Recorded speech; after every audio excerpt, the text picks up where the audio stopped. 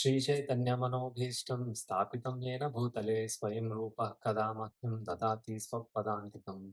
वैराग्यविद्या निजभक्तियोगा शिक्षात्तमेकः पुरुषः पुराणः श्रीकृष्णचैतन्यशरीरधारी। कृपाम्बुदेर्यस्तम् अहं प्रपद्ये।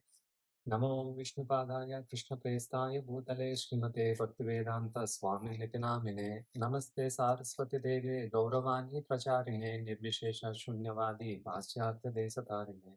जय श्री कृष्ण चैतन्य प्रभु नित्यानंद श्री अद्वैता गदाधरा श्रीवासादि गौरभक्तवृंद। हरे कृष्णा कृष्ण कृष्णा हरे हरे, हरे राम राम राम हरे हरे। సో, నిన్న మనం భగవద్గీత ఇంట్రడక్షన్ మనం మాట్లాడుకుంటున్నాం. దాని కంటిన్యూషను మరికొన్ని విషయాలు మనం ఈరోజు తెలుసుకుందాం. ఆ తర్వాత మీకు చెప్పాను కదా! భగవద్గీత మొత్తం అంతా ఒకేసారిగా మనం చెప్పుకోలేము. అందులో ఉన్నటువంటి ముఖ్యమైన విషయాలు ఇమ్మీడియేట్‌గా మన జీవితానికి ఇప్పుడు మనకు ఉపయోగపడేవి మాత్రం వాటినన్నిటిని కూడా కొన్ని చాప్టర్స్ కింద తయారు చేసి మీకు చెప్పడం జరుగుతుందనమాట. ఆ! రోజు వరకు కూడా మనకెన్నో సమస్యలొస్తూ ఉంటాయి.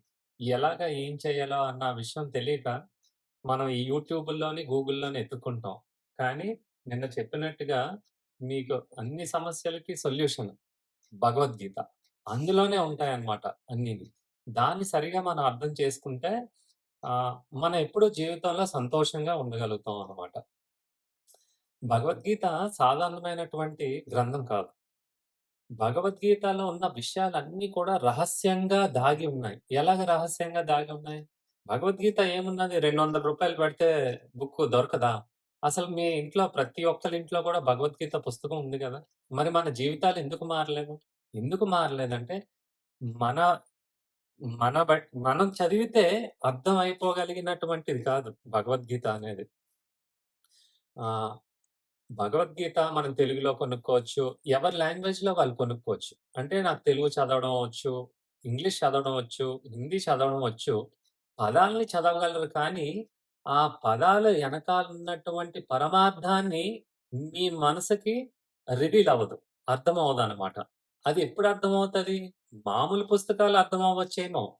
కానీ ఇది మాత్రం భక్తి శ్రద్ధలతోని, భగవంతుడి పైన భక్తి శ్రద్ధలతోని అప్రోచ్ అయితే అప్పుడు ఆ పుస్తకంలో ఉన్నటువంటి ఆ రహస్యం మనకి అర్థమవుతది. దీనికి ముఖ్యంగా మనకు కావాల్సింది గురువుగారి ఆశీర్వాదం అన్నమాట. అందుకోసమే మనం భగవద్గీత మొదలుపెట్టేటప్పుడు ఈ మంగళాచరణాన్ని చదువుకుంటున్నాం. ఆ మంత్రాల్ని, ప్రణామ మంత్రాల్ని అంటే వాళ్ళకి ప్రణామాలు చేసుకుంటూ వాళ్ళ ఆశీర్వాదం, వాళ్ళ అనుగ్రహం మన పైన ఉండాలని వాళ్ళు చెప్పినటువంటి విషయాన్నే మనం ఇప్పుడు మాట్లాడుకుంటున్నాం అన్నమాట. ఈ భగవద్గీత అనేది బాగా పాండిత్యం ఉన్న వాళ్ళ దగ్గర నేర్చుకుంటే మనకు అర్థమయ్యేది కాదు. లేదా 100 సార్లు చదివేస్తే అర్థమయ్యేది కాదనమాట. కేవలం ఆ గురువుగారి అనుగ్రహం, ఆ భగవంతుని యొక్క ఆశీర్వాదంతో మాత్రమే అర్థమయ్యగలిగినటువంటి పుస్తకమే ఈ భగవద్గీత అనమాట. ఈ ఒక్క పుస్తకాన్ని, ఈ ఒక్క గ్రంథాన్ని మనం అర్థం చేసుకుంటే హ్మ్, మొదట సరిపోతుంది. మన జీవితానికి ఇదే చాలా ఎక్కువ. కాబట్టి ఆహ్ పదాలు మనం యాక్సెస్ చేయగలం కానీ, దాని వెనకాల అర్థం కావాలనుకుంటే భక్తి శ్రద్ధలతోనే మనం ఈ భగవద్గీతని అప్రోచ్ అవ్వాలి. ఎలాగంటే అర్జునుడు ఎలాగా కృష్ణుడి దగ్గర ఈ యొక్క ప్రశ్నల్ని అడిగారు? ఛాలెంజింగ్ కూడా అడగలేదు. ఆహ్, నేను హ్మ్. సబ్మిసివ్ నేచర్ అంటే ఇంకా నిస్సహాయాన్ని అయిపోయాను. ఏం చేయాలో నాకు అర్థం అవ్వట్లేదు. ఇప్పుడు నువ్వు నా స్నేహితుడివి కాదు కృష్ణ. నువ్వు నా గురువువి. నేను నీ శిష్యుడిని. కాబట్టి నీ పాదాల దగ్గరుంటాను. నువ్వు ఏం ఏం బోధిస్తావో బోధించు. అప్పుడు నేను నిర్ణయం తీసుకుంటాను ఏం చెయ్యాలని అని చెప్పడం జరిగింది. ఇప్పుడు నేను ఈ భగవద్గీత ఆ పుస్తకాన్ని మనం ఎలా చదవచ్చు? అసలందులోని ఆ విషయాల్ని మన ఆచార్యులు ఏ రకంగా దాన్ని విభజన చేశారో అన్న విషయాన్ని ఇప్పుడు జెప్తాను. భగవద్గీత మీరొక జ్యువెల్ బాక్స్ కింద అర్థం చేసుకోవచ్చు. అంటే ఇంట్లోని వస్తువులు డస్క్‌లో పెట్టుకోవచ్చు. ఏదైనా అలమారలో పెట్టుకోవచ్చు. కానీ బంగారం విలువైన వస్తువు. వజ్రాలు అలాగే ఇష్టం వచ్చినట్టు పడేస్తామా? వజ్రాలతోని ఉన్నటువంటి నెక్లెస్‌లు అవి మామూలు ప్లాస్టిక్ బాక్స్‌లో పెడతారా? చాలా అందమైనటువంటి ఒక జ్యువెల్ బాక్స్‌లోని ఖరీదైన జ్యువెల్ బాక్స్‌లోని మనం అంటే దాన్నంత బాగా జాగ్రత్తగా చూసుకుంటాం కదా! చాలా వాల్యుబుల్ వస్తువు.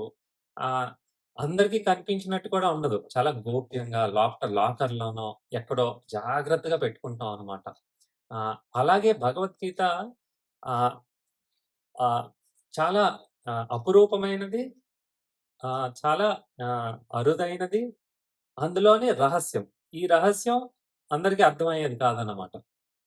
కాబట్టి అంటే ఇప్పుడు బయట వాళ్ళు మీ ఇంట్లోకొచ్చారనుకోండి, మీ ఇంట్లో వస్తువులు ఎక్కడున్నాయో తెలుస్తాయా? ఏదో వంట సామాన్లు ఎక్కడున్నాయో తెలుస్తది. బెడ్‌రూమ్‌లో ఏవో కొన్ని వస్తువులు కనిపిస్తాయి కానీ, ఆ బంగారాన్ని అందరికి కనిపించినట్టు పెట్టుకోం గదా! లోపట గోప్యంగా పెట్టుకుంటాం అన్నమాట. కాబట్టి ఈ యొక్క భగవద్గీత మొత్తం 18 చాప్టర్‌లున్నాయి కదా! 18 చాప్టర్‌లు. ఈ 18 చాప్టర్‌లు కూడా మూడిటి కింద విభజన చేశారు. మొదటి 6 చాప్టర్‌లు ఒక భాగము. రెండవ 6 చాప్టర్‌లు ఇంకొక భాగం. అంటే 7-12 మళ్ళీ 13-18వ చాప్టర్ వరకు అదొక మూడో భాగం అన్నమాట. ఈ రకంగా అంటే మొదటి 6 చాప్టర్‌లు కర్మయోగాన్ని చెప్తుందన్నమాట. హ్మ్. అధ్యాయాలు. మొదటి 6 చాప్టర్. రెండవ 6 చాప్టర్‌లు ఆహ్, భక్తి యోగా గురించి చెప్తున్నాయి. ఆఖరి 6 చాప్టర్‌లు జ్ఞాన యోగ. అయితే ఈ జ్యువెల్ బాక్స్ గురించి ఎందుకు చెప్తున్నాను? ఎలా అర్థం చేసుకోవచ్చంటే, ఈ జ్యువెల్ బాక్స్ ఈ జ్యువెల్ ఈ వజ్రాన్ని, ఈ వజ్రాన్ని ఆ పెట్టెలో పెట్టేటప్పుడు కిందన బేస్ అనేది ఒకటుండాలి కదా! ఆ బేస్ మీదే ఈ వజ్రం ఉంటది అడుగున. అడుగున గుల్లగా ఉండకూడదు. ఆహ్, దాన్ని ఆహ్, మొయ్యగలగాలి. ఆ బేస్ ఆ వజ్రాన్ని. ఆ బేసే కర్మయోగ అన్నమాట. మరి జ్యువెల్లరీ బాక్స్ పైనున్నటువంటి ఆ లిడ్ ఉంటది కదా! ఆ మూత. ఆ మూత మామూలుగా ఉంటదేంటి జ్యువెల్ బాక్స్‌ది. చాలా చాలా డెకరేటివ్‌గా మళ్ళా దాని పైన కూడా కొన్ని పూసలతోని డెకరేటివ్‌గా అలంకరించినట్టు ఉంటదనమాట. అందుకే జ్యువెల్ బాక్స్ అంటాం దాన్ని. ఆ అలంకరణ అంతా కూడా జ్ఞానయోగ అనమాట. ఈ మధ్యలోని ఆ బాక్స్‌ని ఓపెన్ చేస్తే ఆ మధ్యలో ఉన్నది చూడండి. అదే వజ్రం అనమాట. అంటే భక్తి యోగ వజ్రం అనమాట. మరి వజ్రం మీకు కావాలనుకుంటే మీకు కర్మయోగ అర్థమవ్వాలి. జ్ఞానయోగ కూడా మీకు అర్థమవ్వాలి. అంటే భగవంతుడిని మన చైతన్యాన్ని భగవంతుని మీద లగ్నం చేసేటప్పుడు, భగవంతుని మీద ధ్యానం చేసేటప్పుడు దాన్ని యోగా అనొచ్చు. ఇంక దేన్ని యోగా అనలేమనమాట. ఇప్పుడొచ్చిన యోగాలంతా సర్కస్ చేయడము, విన్యాసాలు చేయడం ఆ యోగా కాదు. గా. అంటే లింకింగ్ అంటే సంబంధం. అంటే భగవంతుడనమాట. అంటే భగవంతునితోని సంబంధాన్ని పెంచుకునే దాన్ని మాత్రమే యోగా అని అనొచ్చు అని మన శాస్త్రాలు, మన సంస్కృత డిక్షనరీ కూడా చెప్తున్నాయన్నమాట. ఇప్పుడు యోగా పేరు మీద అంతా బిజినెస్సే జరుగుతున్నది వేరే విషయం. అయితే భగవంతుని యొక్క మీద సంబంధాన్ని మనం చేసే పని ద్వారా పెంచుకునేటప్పుడు దాన్ని కర్మయోగ అనొచ్చు. కర్మ అంటే ఏంటి? పని చేయటం. పని ద్వారా. అదే భగవంతుడిని ఆహ్, జ్ఞానంతోని అప్రోచ్ అయినట్టయితే అది జ్ఞాన యోగ. అలాగే భగవంతుడిని ప్రేమతోని, అప్రోచ్ అయినట్టయితే ఆహ్, అది భక్తి యోగ అవుతదనమాట. అయితే 3 అవసరం ఉన్నాయి. మీకు ఒక ఉదాహరణ చెప్పాలంటే, ఇప్పుడు పూజ చేయాలనుకోండి. ఆహ్, గుడిలో కానీ, ఇంట్లో కానీ పూజ చేయాలనుకుంటే అయిపోద్దా? దానికి ఇప్పుడు మొన్న మీరు ఆహ్, జన్మాష్టమి చేసుకున్నాం కదా! జన్మాష్టమికి పూజ చేయాలంటే అనుకుంటే అయిపోదు కదా! పువ్వులు తీసుకొని రావాలి కదా! పని చేయాలి కదా! మీ 2 చేతులు, 2 కాళ్ళు, మీ బుర్ర అన్నీ ఉపయోగించి కావాల్సినటువంటి సామాగ్రి తేవాలి. తెస్తే సరిపోద్దా? దాన్ని ఎలా అమర్చాలి? ఆ పూజా సామాగ్రిని. ఆ తర్వాత ఏ రకంగా పూజ చేయాలి అన్న జ్ఞానం ఉండాలి. అంటే వస్తువులుండాలి. అది మనం ఎళ్లి తీసుకొని రావాలి. అది కర్మయోగం. అంటే పని. మరి పూజ ఎలా చేయాలి? ఆ విధానం ఏంటి? ఆ పద్ధతేంటి? ఎలా తెలుస్తది? అది జ్ఞాన యోగ అనమాట. మరి పద్ధతి తెలుసుకొని పదార్థాలు తెచ్చి పెట్టుకొని చేస్తే, అలా పూజ చేస్తే భగవంతుడు కృష్ణుడు మన దగ్గరికొచ్చేస్తారేంటి? రారు. ప్రేమతో చెయ్యాలి. పదార్థాలని ఆహ్, సేకరించేటప్పుడు భగవంతుని మీద ప్రేమతో సేకరించాలి. అలాగే భగవంతుని పూజ ఎలా చేయాలంటే, మన మనసు దగ్గర పెట్టుకొని, ఆ విధానాన్ని జాగ్రత్తగా అర్థం చేసుకోవాలి. ఈ 2 సరిపోవండి. ఆ 2 తర్వాత ముఖ్యమైనదేటి? వజ్రం. ముఖ్యమైనది మన మనస్సు, మన ప్రేమ భగవంతునికి అర్పించాలనమాట. అది భక్తి యోగ. ప్రేమ లేకపోతే మీరు ఎంతిచ్చినా, ఏమిచ్చినా, ఎలా చేసినా, ఎంత కష్టపడి చేసినా భగవంతుడు స్వీకరించరు. భగవంతుడికి ఒక పువ్వో, ఆకో ఏమి లేకపోతే మంచినీళ్ళు ఒక గ్లాస్‌తోని మీరిచ్చిన అంటే ప్రేమతో ఇస్తే వెంటనే స్వీకరిస్తాడనమాట. మీరు 100 ఐటెమ్‌లు తయారు చేపించి పెట్టండి. అందులో ప్రేమతో పెట్టలేదనుకోండి స్వీకరించరనమాట. భగవంతుడేంటి మన మనుషులమే. మనకి ప్రేమతో పెట్టకపోతే ఏమన్నా పిల్లలు చూడండి. వాళ్ళని ఎంత గారాబం చేసి తినిపించాలంటే నానా పాటలు పాడతారు. ఆ! మరి స్వయాన భగవంతుడికి నిర్లక్ష్యంగా చేయకూడదు కదా! సో, అందుకోసమే మనకి పూజ చెయ్యాలి అంటే పని చెయ్యాలి. పూజా విధానం తెలియాలి. జ్ఞానయోగ. భక్తితోని, ప్రేమతోని చెయ్యాలి. అందుకోసమే భగవద్గీతలో ప్రతి చాప్టరు మనల్ని భగవంతుడి దగ్గరికి చేర్చుకునే ప్రయత్నంలోనే ఉంటదనమాట. ప్రతి చాప్టర్ కూడాను. కాబట్టి ఈ 3 సెక్షన్‌ల కింద విభజించి విభజన అయిందనమాట. 6, 6, 6 చాప్టర్‌లనమాట. కర్మయోగ మొదటి 6, మధ్య 6 చాప్టర్‌లు ఆహ్, భక్తి యోగ. అదే జోల్ మోస్ట్ ఇంపార్టెంట్ అన్నమాట. అది లేకపోతే కర్మయోగ, జ్ఞానయోగతో మనకి ఏం పని లేదు. మెయిన్ ఈ కర్మయోగ, జ్ఞానయోగ కూడా భగవంతుని మీద భక్తి ఎలా పెంచుకోవాలన్న విషయాన్ని కూడా చెప్తూ ఉంటదన్నమాట. హ్మ్. ఇప్పుడు చాలా మంది అంటారు కదా! గుడికే ఎళ్ళక్కర్లేదు. భగవంతుడు నా మనసులో ఉన్నారు. ఎక్కడికి ఎళ్ళక్కర్లేదు. ఆహ్, ఏంటి యాత్రలకేమి ఎళ్ళక్కర్లేదు. నా మనసులోనే భగవంతుడున్నారు. మరి భోజనం తినాలనిపిస్తే ఆ! తిన్నామని అనుకుంటే సరిపోదా మనసులోని? అమ్మో! ఎలాగా? ఆకలి తీరుతదా? తీరదు కదా! అలా కాదు. గుడికెళ్ళాలి. సేవ చెయ్యాలి. ఆ సేవలోనే భగవంతుని సేవ మన కాళ్ళు, చేతులు, మన తలకాయ అన్నీ మన మనసు లగ్నం చేసి ఆ సేవ చేస్తే పూర్తిగా సంతృప్తి కలుగుతదనమాట మనకి. మన ఇంద్రియాలకి, మన శరీరానికి అంతటికి కూడా. అందుకే కదా! ఏడుకొండల స్వామి దగ్గరికెళ్ళినప్పుడు గోవిందా, గోవిందా, గోవిందా అనుకుంటూ వెళ్తాం. ఎందుకు? గోవింద అనే పేరెందుకొచ్చింది? గో అంటే మన ఇంద్రియాలు. వింద అంటే మన ఇంద్రియాలకి పూర్తి సంతృప్తిని ఇవ్వగలిగినటువంటి నాథుడు అని అర్థం అన్నమాట. అందుకే గోవింద. మరి భగవంతుని యొక్క రూపానికి, భగవంతుని యొక్క నామానికి, ఆ శబ్దానికి ఏమీ వ్యత్యాసం లేదు. ఎందుకంటే అది భౌతికమైనటువంటి పదార్థం కాదు. ఆధ్యాత్మికమైనటువంటి పదార్థం ఆ శబ్దం. కాబట్టి ఆ నామస్మరణ ద్వారా భగవంతుడు మనకి సులువుగా మన ఇంద్రియాలన్నిటిని కూడా సంతృప్తి పరిచేస్తారనమాట. ఇంకప్పుడు ఇది కావాలి, అది కావాలి అలాగేం ఉండదనమాట. భగవంతుడికి అనంతుడు భగవంతుడు. భగవంతుని యొక్క నామాలు అనంతం. ఆయన చేసిన లీలలు బట్టి ఆహ్, ఒక్కొక్క పేరు వచ్చింది. ఈ రకంగాన. కాబట్టి ఈ ఈ 3 కర్మయోగ, భక్తి యోగ, జ్ఞాన యోగ గుర్తుపెట్టుకోండి. ఆ రకంగా ఉంది. మీరు ఇప్పటి నుంచే మొదలుపెట్టాలి. మీ ఇంట్లో బాగా ధూళి పట్టి ఎక్కడో అటక మీదో, అలమారలోనో ఎక్కడో పడుంటది. అది తీసి బాగా దులిపి శుభ్రం చేసి ఆహ్, దాన్ని అలాగని చెప్పి పూజ గదిలో పెట్టి పూజించకండి. అది పూజ చేయడానికే కాదు. ముఖ్యంగా మనం చదువుకోవడానికనమాట. ఆహ్, మరి పూజ గదిలో పెట్టారులే ఆ భగవంతుడే చదువుకుంటాడనుకోవద్దు. మనం చదువుకోవాలనమాట. కాబట్టి ప్రతిరోజు ఆహ్, ఒక ఒక పేజైనా చదవండి పడుకునే ముందు. ఒక్క పేజ్ చదవడానికి కూడా పెద్ద కష్టమేం గాదు గదా! సో, చదవండి. తర్వాత భగవద్గీత మొత్తం ఈ 18 చాప్టర్‌లు కూడా 5 నిజాల గురించి మాట్లాడుతది. 5 అన్నమాట. ఏంటవి ఆ 5 నిజాలు? ఒకటి భగవంతుడి గురించి, ఒకటి మన గురించి అంటే జీవుడి గురించి, ఇంకొకటి మూడవది ప్రకృతి గురించి, నాలుగవది కాలం గురించి, ఐదవది కర్మ. అంటే మనం చేసే పని విధానాన్ని బట్టి మనకొచ్చినవంటి ఫలితాలన్నమాట. ఆ! అయితే ఒక్కొక్కటి ఏంటా అన్న విషయాన్ని మనం అర్థం చేసుకుందాం. మొదటిది భగవంతుడు అంటే ఈశ్వర ఇక్కడ ఈ భగవద్గీతలోని. మనం కూడా ఈశ్వరులమే. ఎలాగా? ఈశ్వర అంటే దాని అర్థం కంట్రోలర్. అంటే మనల్ని మన శరీరాన్ని కొంతవరకు కంట్రోల్ చేసుకోగలం. మన ఇంట్లోని పిల్లల్ని కంట్రోల్ చేసుకోగలం.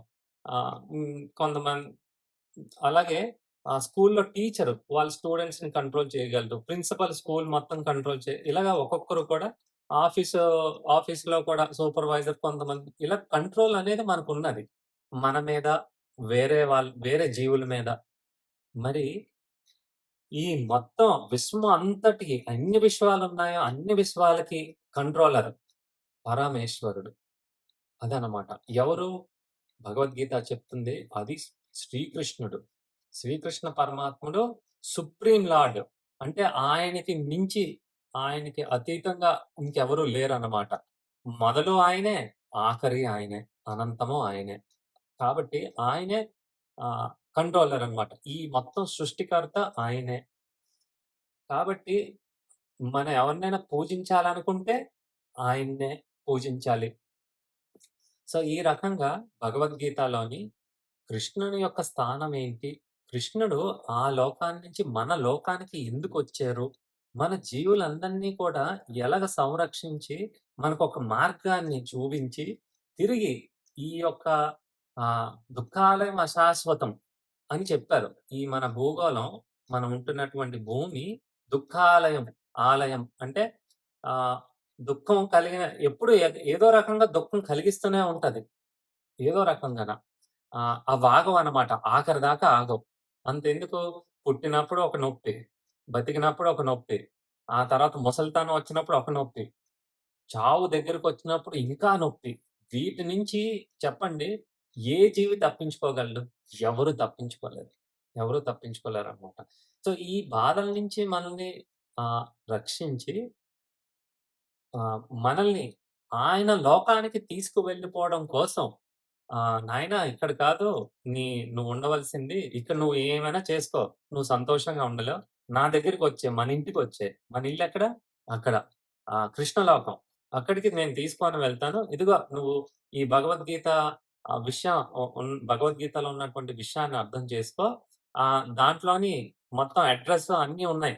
అందులోనే ఎలా రాగలవో కూడా నీ జర్నీ ఎలాగుంటే నువ్వు నా దగ్గర చేరుకుంటావు అన్నీ ఉన్నాయి డీటెయిల్స్.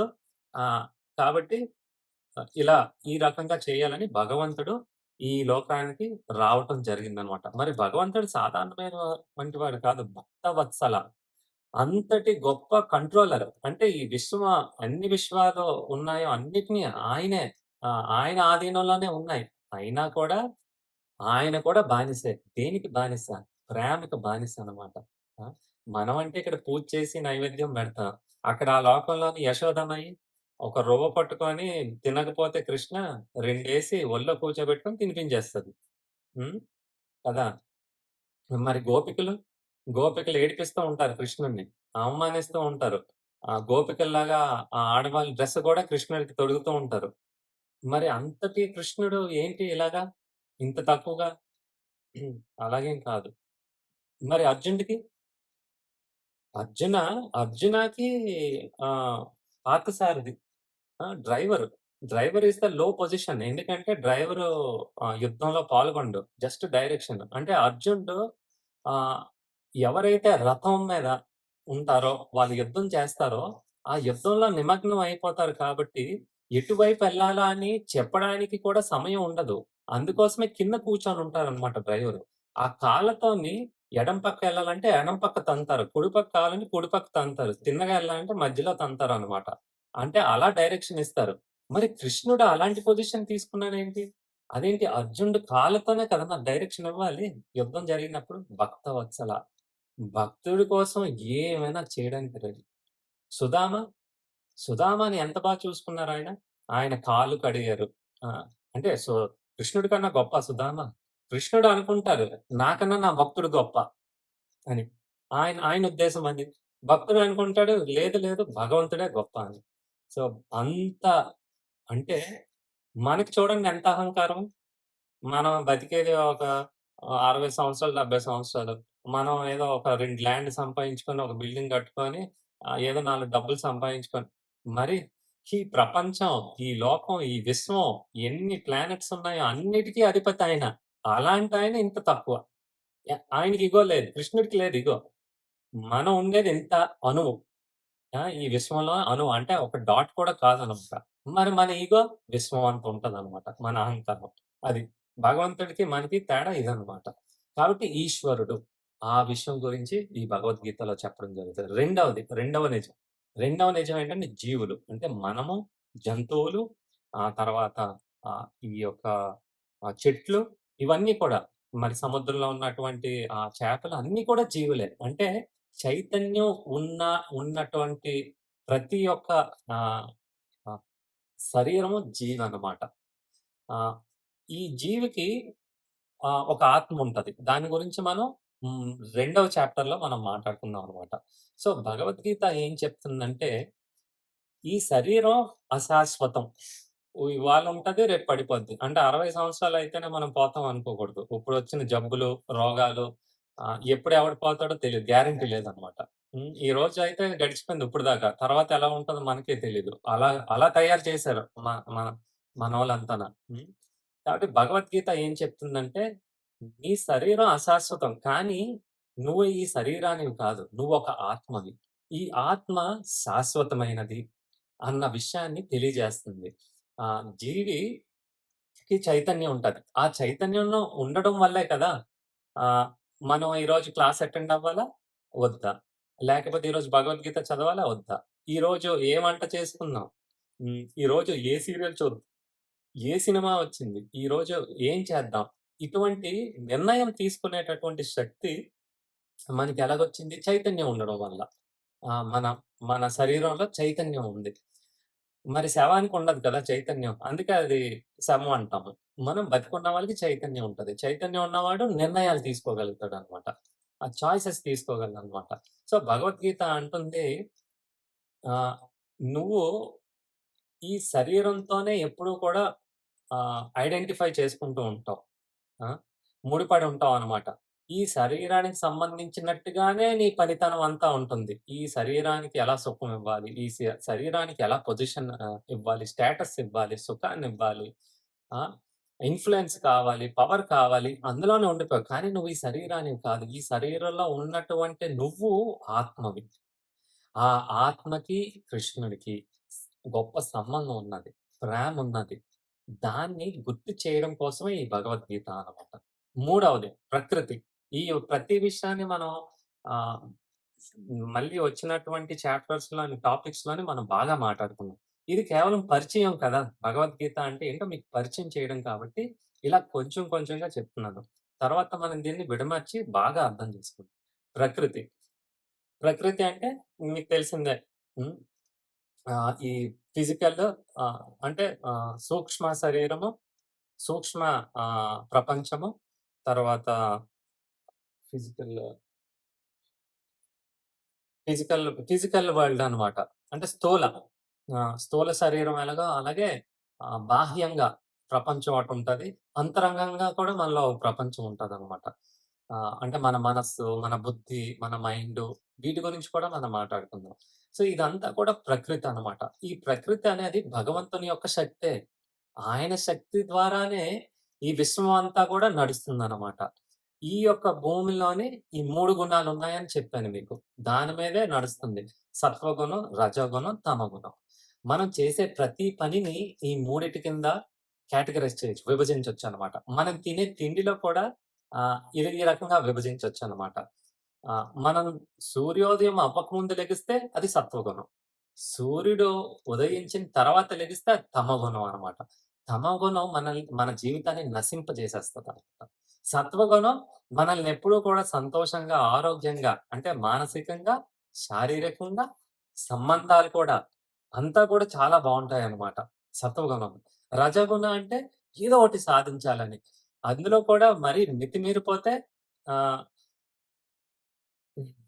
డిస్ట్రెస్ అంటే మిజరీ ఒస్తది. అంటే అనారోగ్యం ఒస్తదనమాట. సత్వగుణం అంటే బ్యాలెన్స్ చేసుకోవడం అనమాట. సూర్యుడు రాకముందే స్నానం చేయాలి.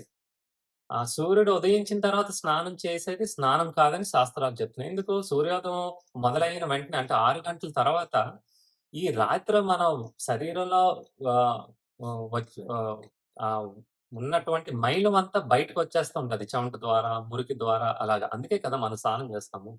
అయితే సూర్యుడు వచ్చిన తర్వాత ద బయోలాజికల్ క్లాక్ అనేది ఒకటుంటది కదా! ఈ బయటకొచ్చినటువంటి స్వేదం, మురికి, ఈ మైలు అంతా కూడా మళ్ళీ శరీరం తిరిగి లాక్కుంటదనమాట. అంటే అబ్జార్ప్షన్‌లో ఉంటది. అంటే మనం తినే తిండి, మనం చేసే పని అబ్జార్ప్షన్ అనమాట. కాబట్టి దాన్ని స్నానం అనే అనకూడదు. ఆహ్, అందుకే రోగాలొస్తాయనమాట. కాబట్టి ఈ ప్రకృతి ఎలా ఉన్నాదో మన జీవితాన్ని ప్రకృతి పరంగా మనం మలుచుకోగలిగితే మనకి రోగాలు, ఈ ఇబ్బందులు కలగవు. ఇది ఒక ఉదాహరణ ఇచ్చాను. మీకు తర్వాత చాలా ఉదాహరణలు చెప్తాను. అందుకే బ్రాహ్మీ ముహూర్తంలో లెగిసి సాధన చేయమంటారు. ఎందుకంటే ఈ యొక్క సత్వగుణ, రజగుణ, తమగుణ యొక్క ప్రభావం మన మీద ఉండదు. మన మీద ఉన్నట్టయితే అంతే కాదు. మనం నక్షత్రం మనం ఒక నక్షత్రంలో పుడతాం. ఆహ్, ఆ గ్రహాలు ఉన్నటువంటి పొజిషన్ ద్వారా మన జీవితం మీద, మన మీద ఆ ప్రభావం ఉంటది. మరి బ్రహ్మ ముహూర్తంలోని ఆ యొక్క గ్రహాల ప్రభావం కూడా ఉండదు. అంటే మనం క్లీన్ అనమాట. భగవంతుని మీద ఎంత ధ్యాస పెడితే ఆహ్, అంతా కూడా మొత్తం భగవద్గీత చదివితే, లేదా మన భగవద్నామాన్ని జపం చేస్తే, లేదా మన పూజ అన్నీ కూడా బ్రహ్మోత్తంలోనే చేసినట్టయితే, మనం ఈ ఈ గుణాలు ప్రభావం లేకుండా స్వచ్ఛంగా భగవంతుని సేవ చేసుకోవచ్చు. అందుకే ఏ పనైనా సరే స్టూడెంట్స్ చదువుకోవాలనుకుంటే తెల్లవారుజామున లెగిసి చదువుకోవాలి. ఏదైనా పని. అలా ఉంటదనమాట. ఇది ప్రకృతి అన్నమాట. ఈ ప్రకృతి మన చైతన్యాన్ని ఎప్పుడూ కూడా ఏదో విధంగా ఆహ్, మనకి ప్రభావితం చేస్తూ ఉంటదనమాట. దాని యొక్క ఇంపాక్ట్ ఉంటది. కాబట్టి ప్రకృతిని మనం సరిగా అర్థం చేసుకోగలిగితే, దాని యొక్క శక్తిని మన జీవితాన్ని మార్చుకోవచ్చనమాట. మన చేతిలోనే ఉంది. భగవంతుడు ఇస్తున్నాడు మనకు జ్ఞానాన్ని. ఇదిగో ఈ టైంలో ఈ పని చెయ్యి. ఇదిగో ఈ సమయంలోని ఇలా ఉండు. అన్న విషయాలు చెప్తున్నారు.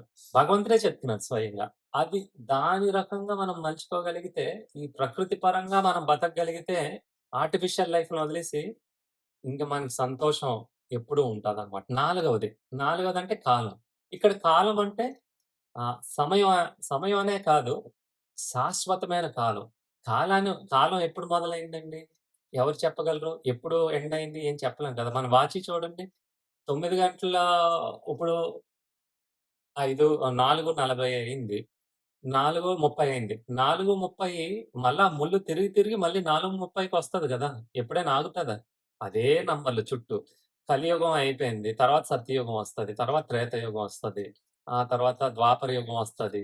మళ్ళా కలియుగం వస్తది. కలియుగం అయ్యాక సత్యయుగం. ఇదంతా ఒక సైకిల్ చక్రం. కాల చక్రం. ఈ చక్రం ఏది ముందు మొదలైంది? కలియుగం ముందొచ్చిందా? సత్యయుగం ముందొచ్చిందా? ఎలా చెప్పగలరు మీరు? చెప్పలేరు.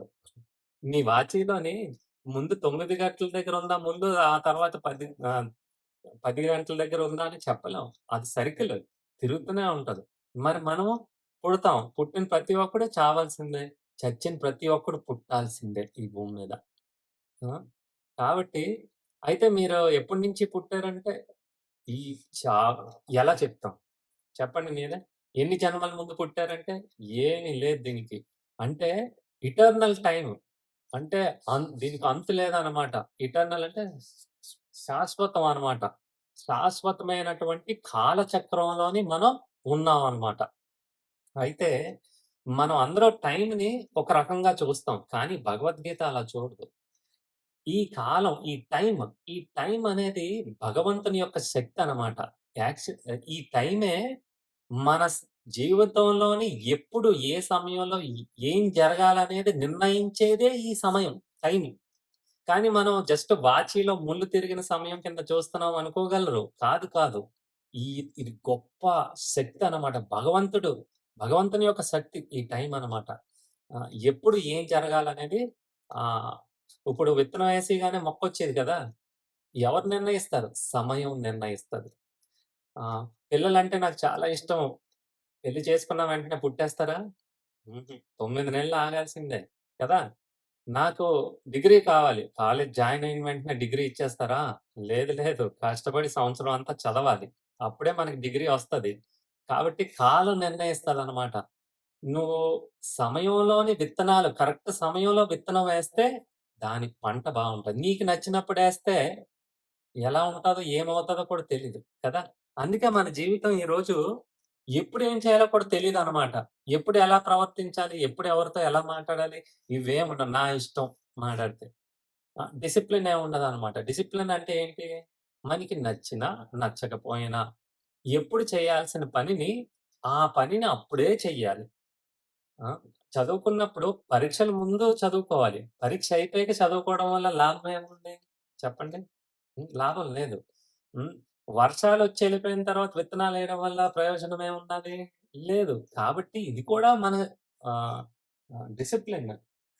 క్రమశిక్షణ అనేది జీవితంలో ఒక పద్ధతనేది ఉండాలనమాట. నచ్చినా, నచ్చకపోయినా ఏ పని ఎప్పుడు చేయాలో అది చేసినప్పుడు మన జీవితం ఎప్పుడు సవ్యంగా నడుస్తదనమాట. ఆ! ఇప్పుడు సూర్యుడున్నాడనుకోండి, రాత్రి మీరు లేట్‌గా పడుకున్నారు కదా! అని ఒక గంట లేట్‌గా వస్తారా ఏంటి? రారు కదా! సూర్యుడు కరెక్ట్‌గా నచ్చినా, నచ్చకపోయినా సూర్యదేవుడు పర్ఫెక్ట్ కరెక్ట్ టైంకి ఆయన ఉదయిస్తారు. సూర్యోదయం అవుతది. సూర్యాస్తమయం ఆయన టైంకి ఆయన కరెక్ట్‌గా అయిపోతాయనమాట. ప్రాబ్లమ్ ఏంటంటే మనది. ఎందుకు? మనకు చైతన్యం ఉంది. చైతన్యం బట్టి మనం నిర్ణయం తీసుకునే అవకాశం. తప్పుడు నిర్ణయాలు తీసుకుంటే అంతే మన జీవితం. కాబట్టి ఈ మాన్యుయల్ అందుకే భగవద్గీత మాన్యుయల్ అని చెప్పాను మీకు. ఈ మాన్యుయల్ చదివారనుకోండి అసల ఫస్ట్ నుంచి కూడా ఈ కరెక్ట్‌గా మనం ఆహ్, లైఫ్‌ని లైఫ్‌ని ఎంజాయ్ చేయగలమండి రియల్‌గా. చాలా హ్యాపీగా ఉంటాం. సంతోషంగా ఉంటాం. మనకి వచ్చినటువంటి సమస్యలు వల్ల మనం ఊరికే ఉద్రేకపడము. బావుంటదనమాట. ఈ విషయాలన్నీ తెలుసుకుంటే. కాబట్టి భగవద్గీత ఏం చెప్తుందంటే, మీకు ఎప్పుడు ఏ ఫలితం రావాలి అనేది ఈ సమయం అనేది నిర్ణయిస్తుందనమాట.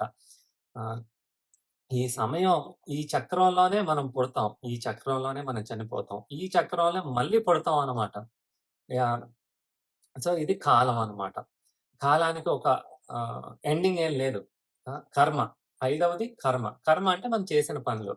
మనం చేసిన ప్రతి పని, మనం మనం వచ్చిన ప్రతి ఆలోచన, మనం మాట్లాడే ప్రతి మాట అన్నీ కూడా విత్తనాల కింద లెక్క. విత్తనం ఎలాడిదో చెట్టు అలా ఉంటది. ఆ చెట్టు యొక్క ఫలం కూడా అలాగుంటది. విత్తనం బావుంటే ఫ్రూట్ చాలా స్వీట్‌గుంటది. విత్తనం తేడాగా ఉంటే ఆహ్, కొన్ని చేదుగా ఉంటాయి. కొన్ని పచ్చిగా ఉంటాయి. బాగోవనమాట. మరి మనం ఎలాంటి విత్తనాలేస్తున్నాం? మన మాట తీరు ఎలా ఉన్నది? మనం ఉపయోగించే పదాలు ఎలాంటివి? మన ఆలోచన తీరు ఎలా ఉన్నది? అంటే బయట మనం బాగా మంచిగా ఆహ్, ఉంటే సరిపోదు. మన మనసు ఇంపార్టెంట్. హ్మ్. మన మనసు ఎలాగుంటదో మన జీవితం అలాగా ప్రతిబింబం అన్నమాట. అద్దం లాంటిది. మన మనసు కల్మషం లేకుండా బాగా ఉంటే మన జీవితం కూడా అలా సాఫీగా జరిగిపోద్ది. మన జీవితాల్లో ఇబ్బందులొస్తున్నాయంటే మన మనసులోని ఏదో తేడా ఉందన్నమాట. ఆ! మన ఆలోచన తీరు సరిగా లేదు. మనం చేసే పనులు సరిగా లేవు. విత్తనాలు బట్టే. ఇప్పుడు మీరు మ్యాంగో మామిడికాయ విత్తనం ఏసారనుకోండి రేపు పొద్దున జాంకాయ వస్తదేంటి? జాంకాయ రాదు. దాని యొక్క నేచర్ ఆ విత్తనం ఏ రకమైనటువంటి ఆహ్, నేచర్‌తో ఉన్నదో, గుణాలతో ఉన్నదో ఆ పండే వస్తది. మరి మనం తప్పుడు పనులు, తప్పుడు ఆలోచనలు చేస్తే మంచి పనులు ఎలాగొస్తాయి? మనం ఎలాగ ఆస్వాదిస్తాం? ఆస్వాదించలేం. కాబట్టి భగవద్గీత కర్మను బట్టి మనకి డెస్టినీ ఆహ్, డెస్టినీ అంటే మన గమ్యం. మన గమ్యాన్ని నిర్ణయిస్తదనమాట. 2 రకాల నిర్ణయాలుంటాయి. ఒకటి మనం పునర్జన్మలో లేదా ముందు ఈ జన్మలోనే ముందు చేసిన పనులను బట్టి ఈ గమ్యం అనేది అంటే మన ఫలితం, ఫలితం అనేది నిర్ణయింపబడి ఉంటదనమాట. ఇంకొకటి మనకి మన జీవితంలో వచ్చినటువంటి ఫలితాన్ని బట్టి మనం ఏ రకంగా ఆహ్, దాన్ని తీసుకుంటున్నామో, రెస్పాండ్ అవుతున్నామో, రియాక్ట్ అవుతున్నామో దాన్ని బట్టి మన యొక్క ఫ్యూచర్ గమ్యం అంటే డెస్టినీ ఆధారపడి ఉంటదనమాట. కొన్ని ఫిక్స్‌డ్ మన జీవితంలో. దాని గురించి మీరు ఆహ్, బుర్ర పీకేసుకొని దాన్నేదో మార్చేద్దాం అనుకోకండి. కొన్ని ఫిక్స్‌డ్ దాన్నేం చేయలేం. ఆ! కొన్ని మాత్రం కొన్ని గమ్యాల్ని మనం మార్చుకోవచ్చు. ఎలాగా మీకొక ఉదాహరణ జెప్తాను. ఇప్పుడు మీరందరూ కూడా 20 సంవత్సరాలు పైవారే మన టీమ్‌లో ఉన్నారు కదా! ఇప్పుడు ఒక్కొక్కరు ఒక్కొక్క హైట్‌లో ఉన్నారు. మీ హైట్ గురించి మీరేం చేయగలరా ఇప్పుడు? మీరు పొడుగైపోగలరా ఇప్పుడు? ఈ ఎక్సర్‌సైజ్‌లో, జిమ్‌కెళ్ళిపోతే అది మీ చేతిలో లేదు. దాని గురించి ఊరికే ఎందుకు యాతన? ఎందుకు బాధపడడం? అది దాన్నేం చేయలేం కదా! మర్చిపోండి దాని గురించి. హైట్ పొట్టిగున్నారో, పొడుగున్నారో మీకెందుకు? అది దాన్నేం చేయలేనప్పుడు దాని కోసం ఎందుకు వర్రీ అవ్వడం? దాన్నెవరు మార్చలేరు కదా! ఊరికే వర్రీ అవ్వడం వల్ల ఏమొస్తది? కానీ మన వెయిట్‌ని మనం మన హైట్‌కి తగ్గ మార్చుకునే అవకాశం భగవంతుడిచ్చాడు కదా! ఆ! మన బరువు మన హైట్‌కి సంబంధించినట్టుగా మనం అది మన చేతిలో ఉంది కదా! అంటే మనకి అవకాశాలే ఉన్నాయి చెప్పాలంటే చాలాన. కాబట్టి అంటే మన ఫిక్స్‌డ్ డెస్టినీ ఏంటి ఇక్కడ గమ్యం? మన హైట్ ఫిక్స్ అయిపోయింది. ఇంతకన్నా నీ జీవితంలో నువ్వు పెరగవని. అయితే దానికి మనం ఎలా రెస్పాండ్ అవ్వాలి? ఓహ్! నేను ఇంతేనా? కాదు, కాదు. నా బరువు ఎంతుంటదో దాని రకంగా రెస్పాండ్ అయితే మనం ఎప్పుడు సంతోషంగా ఉండొచ్చు. అంతే గదా! కర్మ. ఇప్పుడు ఎండాకాలం వచ్చిందనుకోండి పడుకోవడం మానేస్తామా? ఫ్యానేసుకుంటాం కదా! ఏసీ ఏసుకుంటాం కదా! చలికాలం వచ్చిందనుకోండి పడుకోవడం మానేస్తామా? దుప్పటి కప్పుకుంటాం కదా! అంటే ఈ కాలం మీరాపలేరు. కానీ ఆ కాలాన్ని బట్టి మీరు అడ్జస్ట్‌మెంట్ చేసుకుంటారు. ఆ అడ్జస్ట్‌మెంట్ చేసుకుంటే చాలు మీరేమి సఫర్ అవ్వక్కర్లేదు కదా! సఫర్ అవసరం లేదు. అలాగే మన జీవితంలో పరిస్థితులు అలా మారుతూ ఉంటాయి. ఎప్పుడు సంతోషమే ఉండదు, ఎప్పుడు దుఃఖమే ఉండదనమాట. కానీ దానికి తగ్గ మీరు అడ్జస్ట్ అవ్వాలి. ఎలాగవ్వాలి? ఇప్పుడు వేడిగా ఉన్నానని మీరు వంట చేయడం మానేస్తారా ఇప్పుడు? ఎన్ వైజాగ్‌లో ఎండలు చాలా ఎక్కువున్నాయండి. ఆహ్, అదే వంటగదిలో నిల్చోలేమండి అంటారు. కానీ వంట చేయడం ఆపేస్తారా? చెయ్యట్లేదా? ఎండాకాలం చల్లనీళ్ళు చాలా హాయిగా ఉంటాయి. చలికాలం వెచ్చటి నీళ్ళు చాలా హాయిగా ఉంటాయి. అడ్జస్ట్ చేసుకుంటున్నారు అంతే. జీవితం కూడా అంతే. మనకి జ్ఞానం ఉండాలి. చలేస్తుంది కదా! ఏం చేయాలో తెలియట్లేదంటే, అందుకే మన జీవితంలో వచ్చిన ప్రతి సమస్యకి ఎలా చేస్తే మనం సంతోషంగా ఉండగలుగుతాం అన్న విషయాలన్నీ భగవద్గీతలో ఉన్నాయన్నమాట. ఆ! కాబట్టి ఈ యొక్క 5 నిజాలు ఏంటి? ఈశ్వర, జీవ, ప్రకృతి, కాల, కర్మ. అంతే. ఈ 5టికి గొప్ప సంబంధం ఉందండి. ఈ 5టిని మనం బాగా అర్థం చేసుకోగలిగితే మనం జీవితంలో పైకొస్తామనమాట ఆధ్యాత్మికంగాన.